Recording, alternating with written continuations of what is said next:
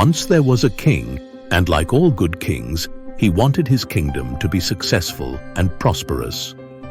One day, as he surveyed his kingdom and reviewed the royal accounts, he noticed that things were not as he wanted them to be. The people were not doing what they were supposed to be doing, so the kingdom's success and prosperity were slipping. "This is not good," said the king. "I must do something about this." So the king took out his feather and wrote a book. A long book. A very long book that told the people what needed to be done. He had the royal printer print copies to be distributed to every household in the land.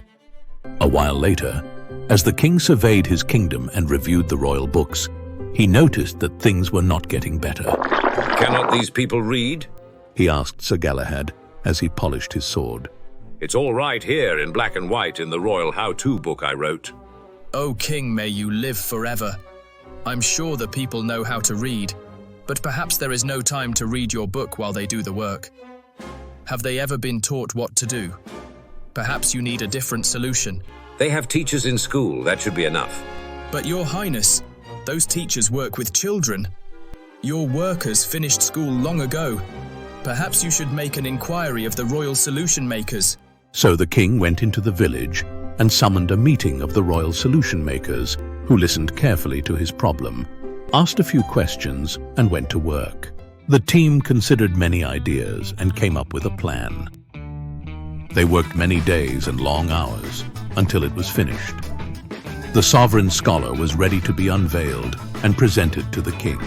The team awaited anxiously as Eric began to share all the wonderful features of the sovereign scholar with the king.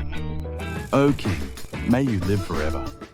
We are pleased to present to you Sovereign Scholar, which can answer..." Wait. I don't like it. I don't like the font and I don't like the color. Paint it blue and find another kind of lettering. And maybe a different name too. Shocked, the royal solution makers brought the sovereign scholar back to the workshop and began to make the changes. I cannot believe he didn't even look at what the machine could do. And blue? He's got to be kidding. When it was finished, they brought it back to the king for his approval. "So you see, Your Majesty, the blue Grand Tutor can..." No. This isn't right at all. I want purpley blue, like royalty. If this comes from my office, it should look regal. And what kind of name is Grand Tutor? Boring. Go back and fix it. So the team went back to the workshop and changed it. And each time they brought it back to the king, he didn't like something else. One by one, the team members quit, fed up with the king's pettiness. When the team was down to only Eric, he delivered the learning machine to the king and said, "Your Majesty, this is the last delivery we will be making. In all these efforts, you have never once seen what this can do. You never saw how it can answer any question in the moment and share a demonstration of how something should happen. You never learned about the library of learning for people to prepare for something new.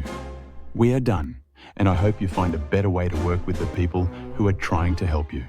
And with that, he turned on his heel and left.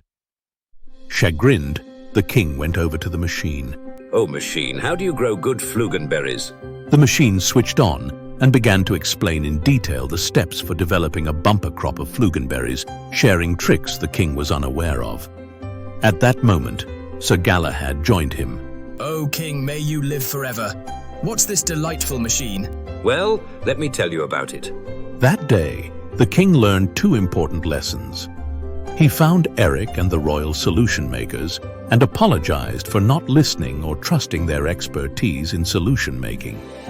He threw a party in their honor to celebrate the rollout of the sovereign scholar across the kingdom.